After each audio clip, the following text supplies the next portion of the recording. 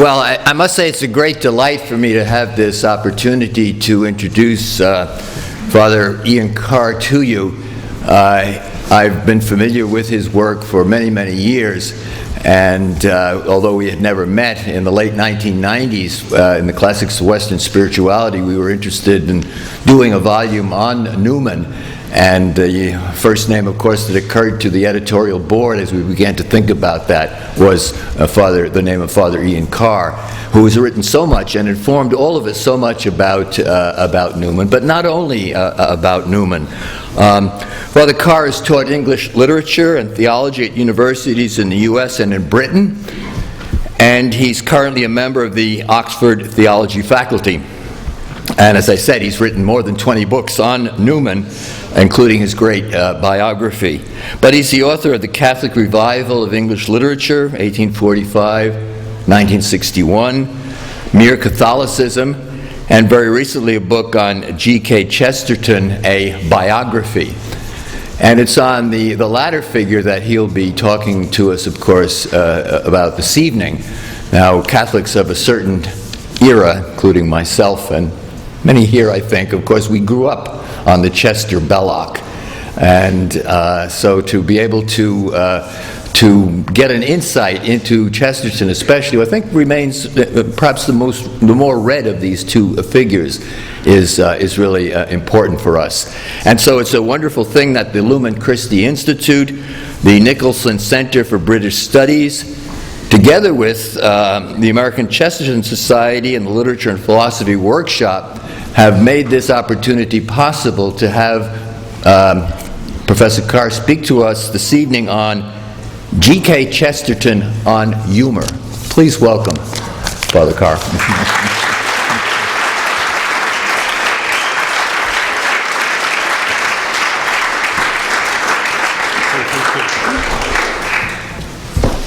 Professor McGinn, thank you for your kind remarks, ladies and gentlemen. In one of his early pieces of journalism, subsequently published in his first prose book, The Defendant, 1901, Chesterton condemned the lack of belief in hilarity which marks modern aesthetics. Farce and pantomime, he said, although glorified by great writers like Aristophanes and Molière, were now despised, and yet they corresponded to human emotions that include more than the painful side of life only. Indeed, in Chesterton's view, the literature of joy is infinitely more difficult, more rare, and more triumphant than the black and white literature of pain. Joy, then, is inseparable for Chesterton from humour. In his second collection of selected journalism, published in 1902 and called 12 Types, Chesterton went further in his praise of humour, saying of St. Francis of Assisi that he expressed in loftier and bolder language than any earthly thinker the conception that laughter is as divine as tears. He complained that there was no tradition in English literature which would justify us in calling a comedy heroic, the hero's place being in tragedy, according to the modern conception. But great comedy like that of Shakespeare not only can be, but must be taken seriously. There is nothing to which a man must give himself up with more faith and self-abandonment than to genuine laughter. The idea that comedy was artificial was due to a profound pessimism, Chesterton thought, in other words, to the assumption that the world was no place for laughter. On the contrary, Chesterton was to declare, humour is mystical. It is no more to be argued about than a religion, between which and real fun there is an alliance, religion being much nearer to riotous happiness than it is to the detached and temperate type of happiness in which gentlemen and philosophers find their peace. For Chesterton thought it was essential to have a sense of humour about what one was most serious about. A man, he wrote, must be very full of faith to jest about his divinity. To have a sense of the sarcasm of infinity was to see there was something elemental and eternal in a joke. Chesterton himself was called frivolous by his critics, but what can be but frivolous about what can one be but frivolous about serious things? Why? Because seriousness cannot cope with really serious things. Without frivolity, they are simply too tremendous. Unfortunately, the modern world, Chesterton complained, cannot understand how humour can and should accompany seriousness. It speaks of the wisdom of the spiritual world, but never of the jokes of the patron saint, of a man who was so silly that he touched the supernatural, like Bottom the Weaver. But in fact, exhilaration was a mystical fact, infinite like sorrow, while a joke can be so big that it breaks the roof of the stars. By simply going on being absurd, a thing can become godlike. There is but one step from the ridiculous to the sublime. Even to be a devil seriously meant for Chesterton to be a devil humorously. The devil of the Middle Ages, he wrote, belongs to that amazingly healthy period when even the lost spirits were hilarious. This was one reason why Chesterton saw Dickens, who despised the Middle Ages, as paradoxically an essentially medieval figure. Quilp, the villain in the old curiosity shop, is not in the least unhappy.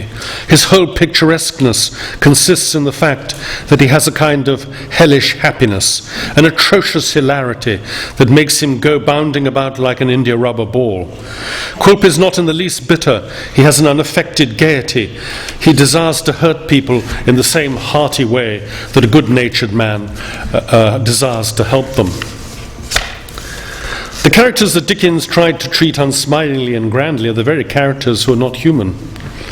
Chesterton had to make a character humorous before he could make it human. When once he had laughed at a thing, it is sacred forever. Since to be serious for Chesterton was to be humorous, it is no surprise that Dickens's foolish figures are not only more entertaining than his serious figures, they are also much more serious. Dickens for Chesterton is the supreme embodiment of his conviction, not only that serious is not the opposite of humorous, but that the most serious truths can be expressed through the medium of humour. Indeed, Chesterton has a quasi-religious conception of humour. A good joke is the one ultimate and sacred thing which cannot be criticised. Our relations with a good joke are direct and even divine relations. We speak of seeing a joke just as we speak of seeing a ghost or a vision. In the case of Dickens, humour was his medium, his only way of approaching emotion. His pure farce is not superficial, but goes down to the roots of the universe. When a Dickens character becomes emotional, he grows more and more into a gargoyle or grotesque. But it was not only emotion that Dickens expressed through humour, but also his serious moral ideas, that again he expressed through the fantastic medium of frivolity. It is the comic, not the serious characters, who tell us about the human soul in Dickens. For Chesterton, the key difference between Christianity and paganism was that the former exuded gaiety and the latter sadness. This did not mean that Christianity was not serious, since far from seriousness and hilarity being opposites, to enjoy life means to take it seriously. There is an eternal kinship between solemnity and high spirits. It was this combination of exuberant seriousness and uproarious gravity that was also characteristic of Chesterton's beloved Victorian writers. It is the Christian sin of pride that dries up laughter, unlike mere vanity, which is humorous and can enjoy the joke even of itself, whereas pride is dull and cannot even smile. It is no surprise that the secret of life lies in laughter and humility, that the Christian virtues of faith, hope and charity are, in Chesterton's words, the gay and exuberant virtues, while the pagan virtues of justice and temperance are the sad virtues. The painter Whistler receives the ultimate Chestertonian condemnation. The truth, Chesterton wrote, is, I believe, that Whistler never laughed at all. There was no laughter in his nature, because there was no thoughtlessness and self-abandonment, no humility. Like ordinary people, as opposed to intellectuals, religious believers are characterized by laughter. Neither the Salvation Army nor Roman Catholics, and Chesterton's not writing at this point as a Catholic, nor Roman Catholics are reverent, for reverence is the sad and delicate meaning of the term reverence is a thing possible only to infidels. As opposed to the beautiful twilight of Matthew Arnold, the believer is characterized by laughter and war. A man cannot pay that kind of reverence to truth, solid as marble. A man can only be reverent towards a beautiful lie. Laughter for Chesterton goes hand in hand with sentimentality, which is so dreaded by modern writers, who consequently lack the robust and uproarious humour that was natural to the great English writers like Dickens, who had the heart not merely for sentimentalism, but a very silly sentimentalism. All joking, he wrote, is in its nature profane, in the sense that it must be the sudden realization that something which thinks itself solemn is not so very solemn after all. The oldest jokes in the world are about really serious things, like being married or being hanged. The Bible shows that funny is not the opposite of serious. God himself overwhelms Job with a torrent of terrible levities. The same book which says that God's name must not be taken vainly talks easily and carelessly about God laughing and God winking. If a man is not in part a humorist, he is only in part a man, since frivolity is a part of the nature of man. Christmas is merry because religion produces merriment. Wherever there is faith in the gods, there is joy. Wherever you have belief, you will have hilarity. To be truly gay, we must believe that there is some eternal gaiety in the nature of things. One has to be serious to be really hilarious. The thing called high spirits is possible only to the spiritual, for ultimately a man can enjoy nothing except religion. Matthew Arnold famously accused the medieval Catholic poet Chaucer of lacking high seriousness. But not only did Chaucer, in Chesterton's view, display high seriousness in Arnold's sense, but also in another sense altogether, because there are other things that can be as high as well as high seriousness. For example, Chesterton teases the high priest of culture. There can never be such thing as high spirits, and these also can be spiritual. For even if one only thinks of Chaucer as a comic poet, nevertheless there can be grandeur in a joke. And Chesterton claims that Chaucer displays laughter in the grand style, unlike Arnold, who for all his merits did not laugh, but only smiled, not to say smirked. And that he is a great poet not least because he was a great humorist. Around everything Chaucer wrote, Chesterton thought there was a sort of penumbra of playfulness, a halo of humour. For humour, being a very Christian thing, is a very sacred thing. It is also characteristic of Catholics. A frivolous Puritan was not a Puritan at all. But the external frivolity of Catholics is completely compatible with an internal faith, puzzling as this is to those who do not realize that it is the Catholic philosophy that satisfies the true philosopher, who in Chesterton's philosophy must be a laughing philosopher. Pacey Arnold, Chesterton insists that the comic can sometimes seem almost more tremendous than the tragic. He admits that compared with the fun of Dickens, there was certainly something shrewd, sensible and solid about the humour of Chaucer. Nevertheless, a frontier had been crossed, and there is already in Chaucer an element of irrational humour, which is not the same as the old rational humour that had been a form of satire. And this is Chesterton's point really about what he called the great tradition of English humour, that it's essentially irrational. For while Chaucer can sound satirical in the old sense, he already inhabits a world of comicality that is not a world of controversy. He makes fun of people in the exact sense of getting fun out of them for himself.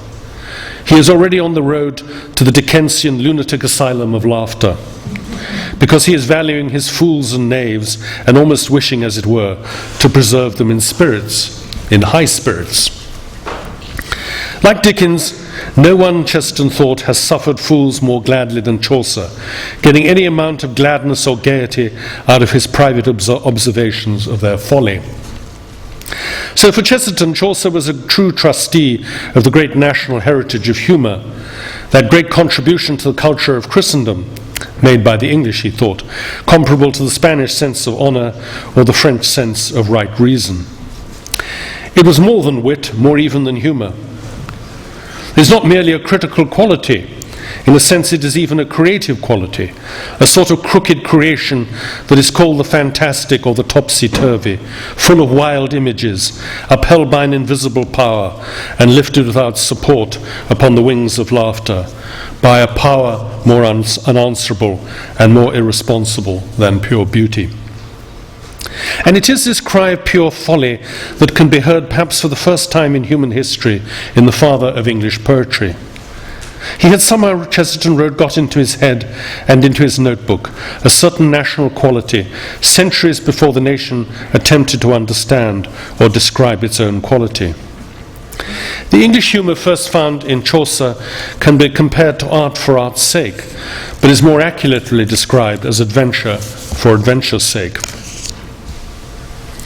One moral of Chesterton's novel, The Napoleon of Notting Hill, published in 1904, is the frivolous Quin and the fanatical Wayne are mad because we are not two men but one man.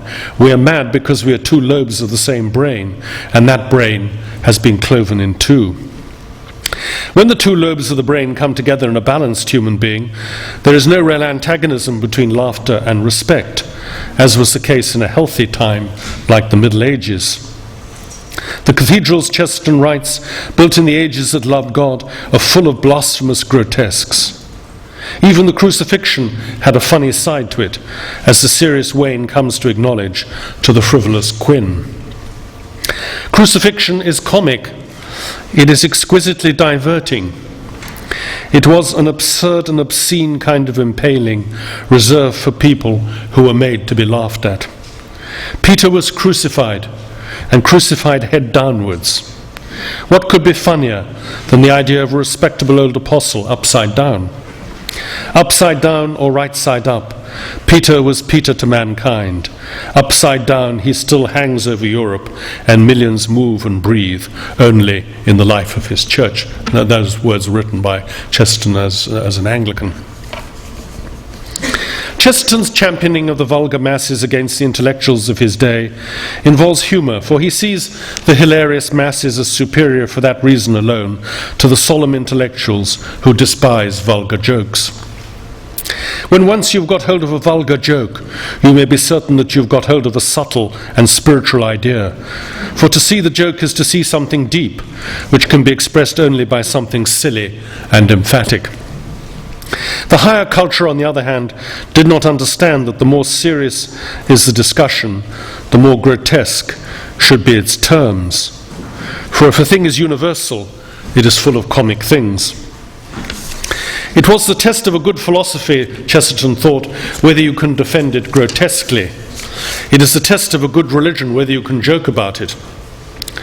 We have to defend grotesquely what we believe seriously, for all grotesqueness is itself related to seriousness. The fall of roofs, Chesterton wrote, and high buildings is taken seriously. It is only when a man tumbles down that we laugh. Why do we laugh? Because it is a grave religious matter. It is the fall of man.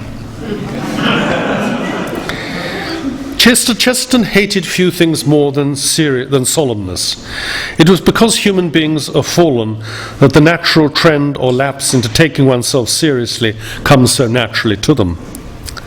For solemnity flows out of men naturally, but laughter is a leap. It is easy to be heavy, hard to be light. Satan fell by the force of gravity. Chesterton's friend and sparring partner, George Bernard Shaw, naturally did not appreciate Shakespeare, if only because he could not understand Renaissance writers, giants shaken with a mysterious laughter, torn by the agony of jokes, as incommunicable as the wisdom of the gods. Nor could the Puritan Shaw comprehend an atmosphere of spirit that was common before the advent of Puritanism, that of the comic supernatural. The modern world was characterized by sad mysticism, but lacked farcical mysticism, having no conception of any energies in the universe being actually merrier than we. In a little satirical gem of an article in the Daily News, How I Found the Superman, Chesterton demonstrated to Shaw how to be serious by being farcical.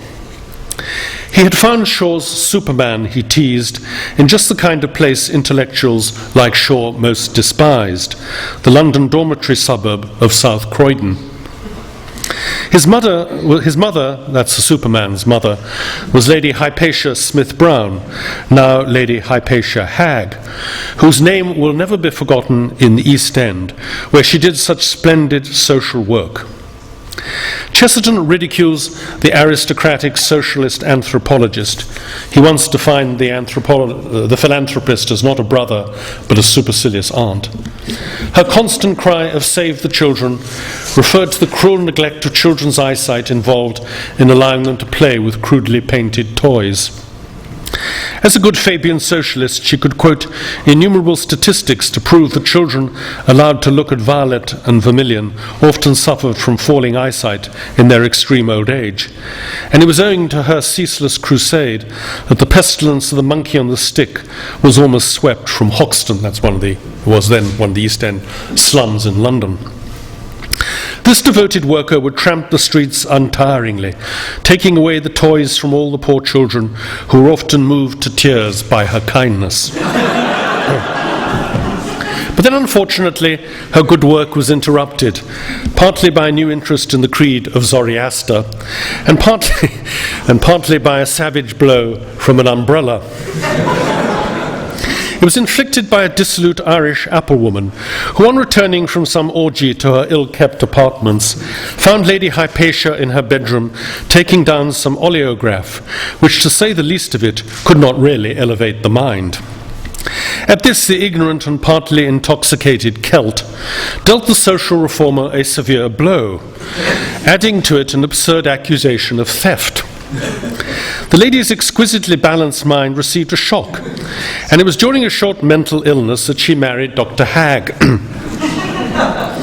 At first there seemed to be something like a rift, a faint but perceptible fissure between the views of Dr. Hagg, a practitioner of eugenics, which Shaw, along with other intellectuals, advocated, we should remember, in view of the rise of Hitler, with a ruthless insight into the history of religions and those of his aristocratic wife.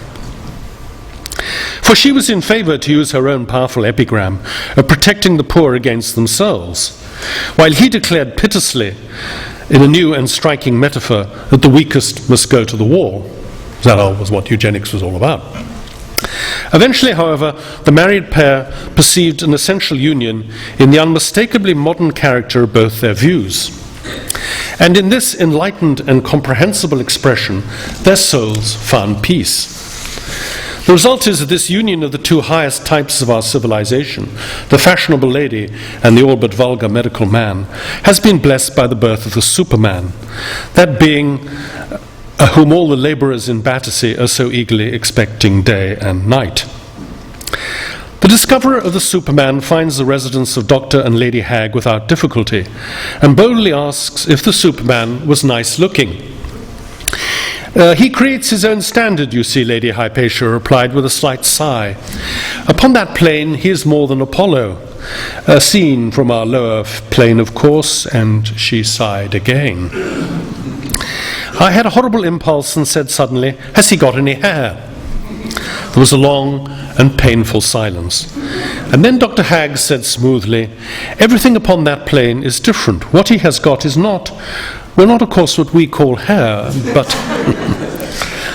As a journalist, the discoverer, Chesterton, says that he would like to be able to say that he's shaken hands with the Superman. That presents problems.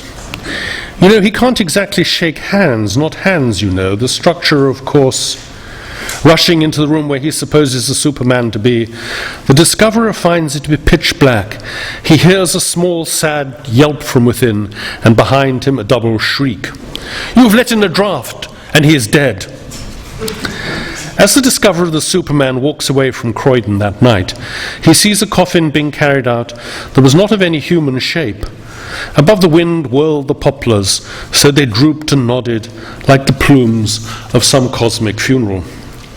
"It is indeed," said Dr. Hagg, "the whole universe weeping over the frustration of its most magnificent birth. But I thought there was a hoot of laughter in the high wail of the wind." Chesterton distinguishes wit, which George Bernard Shaw, of course, possessed in abundance, from humour. Wit is always connected with the idea that truth is close and clear, humour with the idea that truth is tricky and mystical and easily mistaken.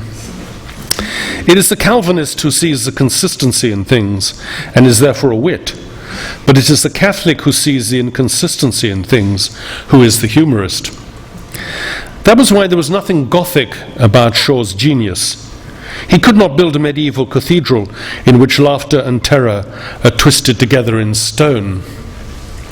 Even in Shaw's comedies, where the heroes always seem to flinch from making fools of themselves, there was a certain kicking against the great doom of laughter at a man who is absurd from the grave baby to the grinning skull, who is born ridiculous, as can easily be seen if you look at him after he is born. The degeneration of Puritanism was due to the fact that one cannot be serious for 300 years. In eternal temples you must have frivolity.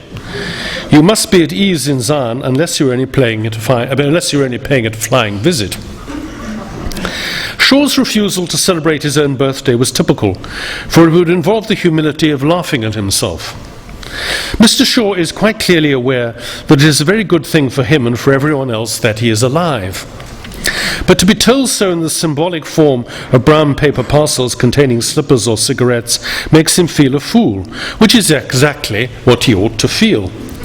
A birthday does not come merely to remind a man that he has been born, it comes that he may be born again.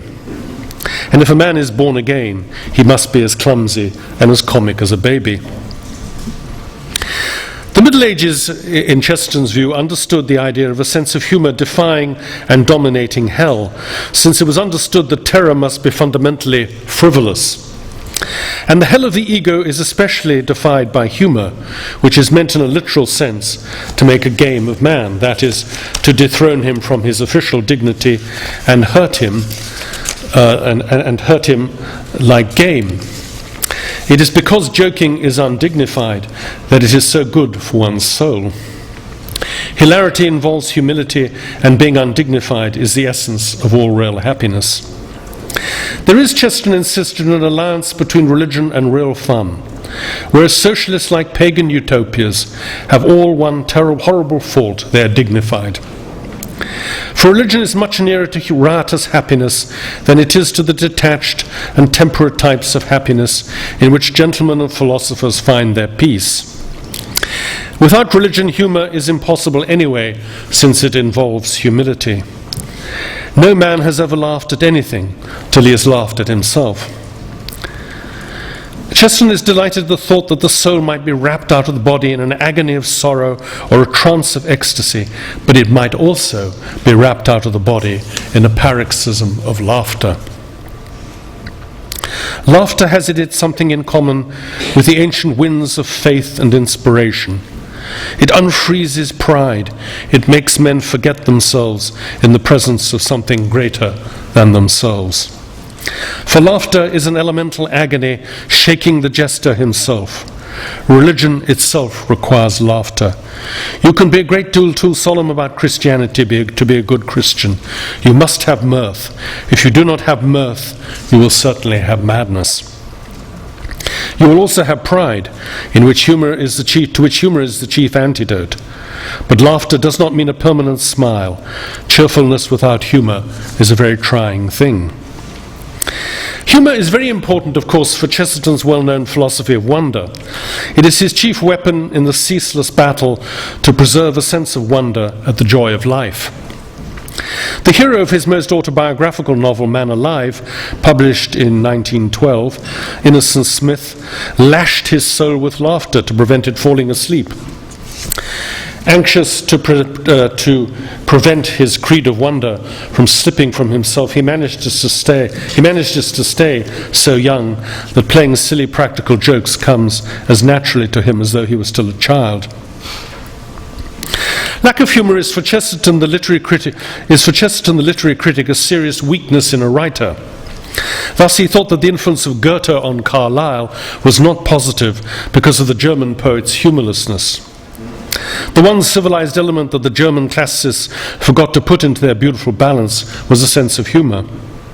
And there was something faintly fatuous about Goethe's half-skeptical, half-sentimental self-importance. The Carlyle, on the other hand, that Chesterton thoroughly approved of, was the Carlyle who assailed utilitarianism in past and present, and his essay on Chartism. This was his great and real work. It was his real glory that he was the first to see clearly and say plainly the great truth of our time, that the wealth of the state is not the prosperity of the people. But, and this is Chesterton's supreme accolade, what Carlyle saw, he saw with stronger humour than he showed on any other question, never rising to more deadly irony than in such macabre descriptions as that of the poor woman proving her sisterhood with the rich by giving them all typhoid fever.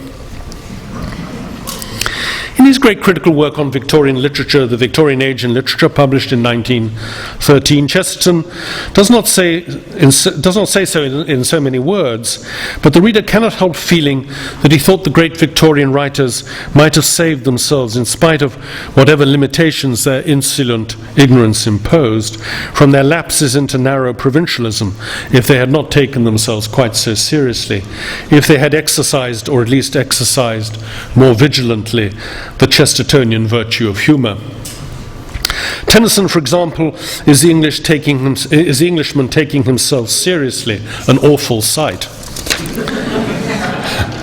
Chesterton finds something by instinct unsmiling about the novels, even though they were certainly not without humour. I think there's a very good point he makes about George Eliot, the creator of those ridiculous self-important characters, or rather caricatures, Will Ladislaw and Daniel Deronda, who ruined those two great novels, Middlemarch and Daniel Deronda.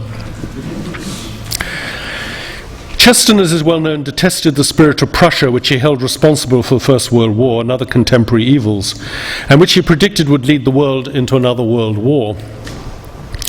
Not surprisingly, they fall under the same condemnation as those Victorians like Carlyle and George Eliot, who so admired German culture and philosophy. They veritably prided themselves on their dehumanized seriousness and earnestness, on their refusal to be superficial, which is why they cannot really be deep. Again, there is for Chesterton the same fatal flaw in Islam. The philosophy of the desert which cannot comprehend chivalry, which is not an obvious idea as plain as a palm tree. Wherever there is chivalry, there is courtesy, and where there is courtesy, there is comedy. Chesterton thought that seriousness was characteristic of all false religions, for to take everything seriously was to make an idol of everything. Significantly, man is the only animal that is not serious. The colossal fact dwarfing all human differentiations is that man is the only creature who does laugh. Alone among the animals, man is shaken with a beautiful madness called laughter, as if he had caught sight of some secret in the very shape of the universe, hidden from the universe itself. Nothing was so senselessly underrated as a joke. A joke is always a thought. It is grave and formal writing that can be quite literally thoughtless. But it is not the masses who are guilty of solemn thoughtlessness, for the poor live on laughter as on a fairy tale. For Chesterton, comedy was at least as important as tragedy in speaking of the human condition. It was the daring mixture of tragedy and comedy in Shakespeare's plays that distinguished them from Greek tragedy and French classical drama. A combination that clearly in Chesterton's eyes made Chesterton not only a greater, but a more truly serious dramatist. The same mixture was to be found in the medieval miracle play, which was far bolder in its burlesque and more democratic in its satire. By the 19th century, this weakening of democratic satire grew to such an extent that a tendency had arisen to find all fun in the ignorant or criminal classes, in dialect or in the dropping of H's. Satirists made fun of common life, but lacked the early Victorians' firm, fresh, and unaffected conviction that the great ones of this earth are comic also.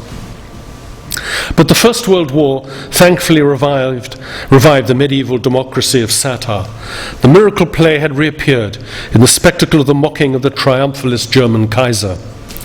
We have seen a real King Herod, Chesterton wrote, claiming the thunders of the throne of God, and answered by the thunder not merely of human wrath, but of primitive human laughter. Part of the appeal of Chesterton's beloved Christmas is the combination of seriousness and humour. The fun of Christmas is founded on the seriousness of Christmas, and to pull away the latter support even from under a Christmas clown is to let him down through a trap door. Chesterton was fascinated by St. Francis of Assisi, to whom he devoted a whole book, not least by the fascinating inconsistency that while St. Francis expressed in loftier and bolder language than any earthly thinker the conception that laughter is as divine as tears, nevertheless he embraced a life of extreme asceticism. It was the fact that Francis possessed a sense of humour which salts all the stories of his escapades,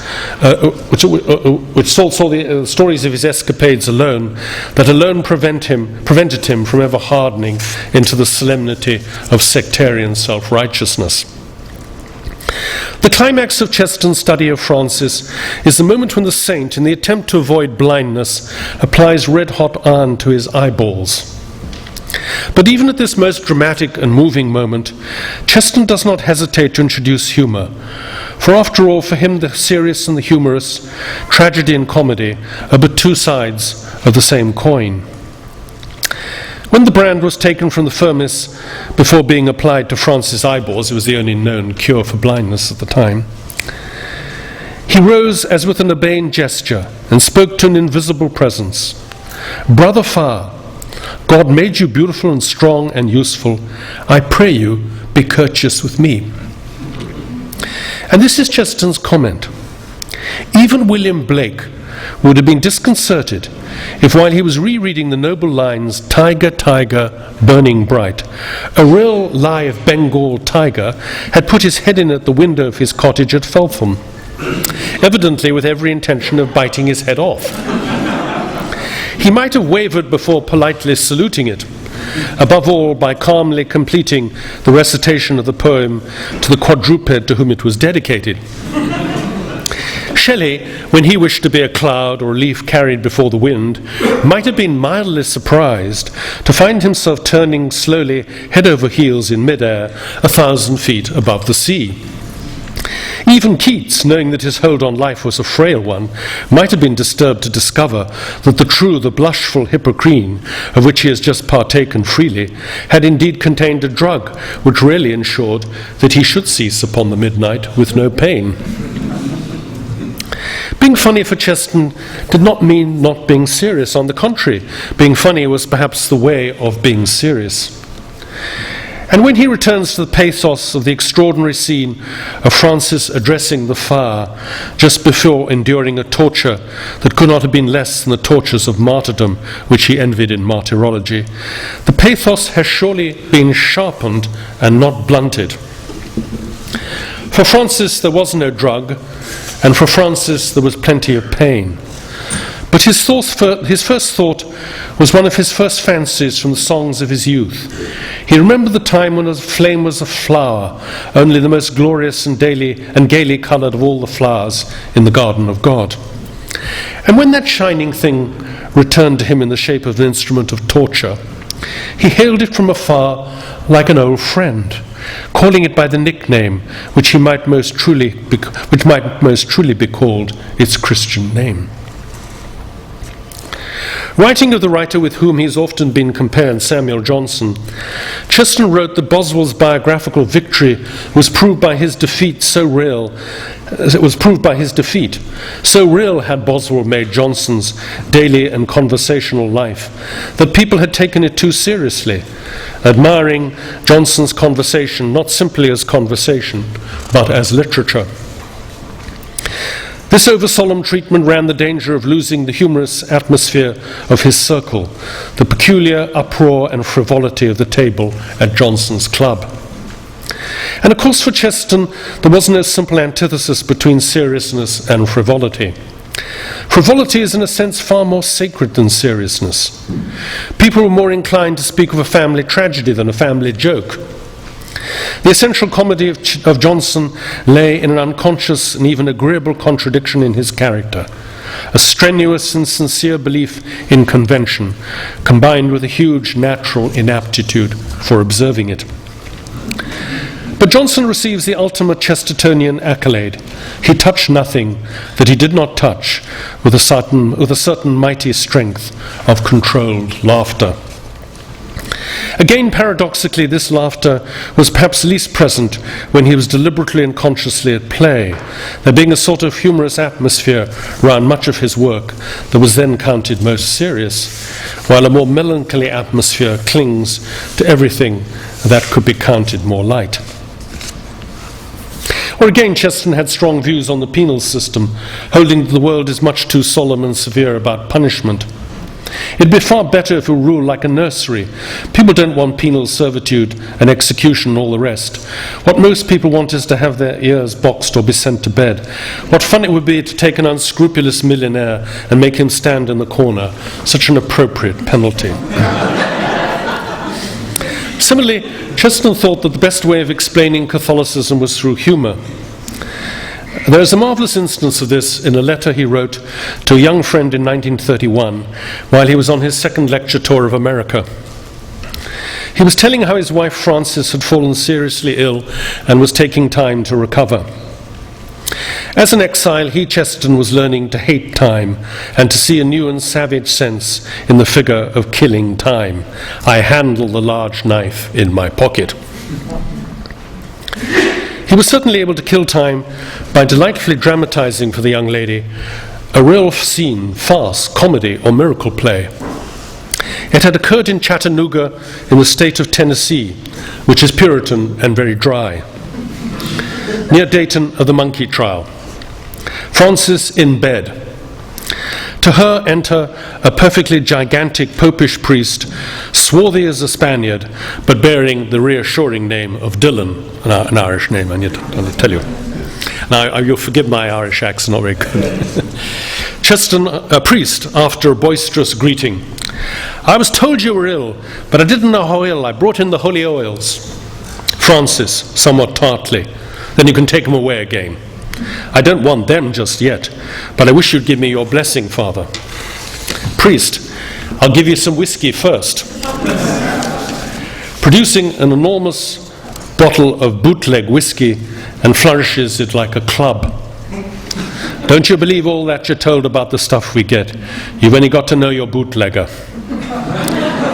This is perfectly sound, mellow Canadian stuff, and the nurse says you need a little stimulant. Administers a little stimulant with a convivial air. You drink that down, and you'll be all the better. Francis, rather faintly, and the blessing? Priest straightens himself and gabbles in a strong guttural voice, Benedicat te omnipotens Deus, etc., etc., or whatever is the form for sick beds. Chesterton then told his young friend that he would like to have that actual dialogue printed as a little Catholic leaflet.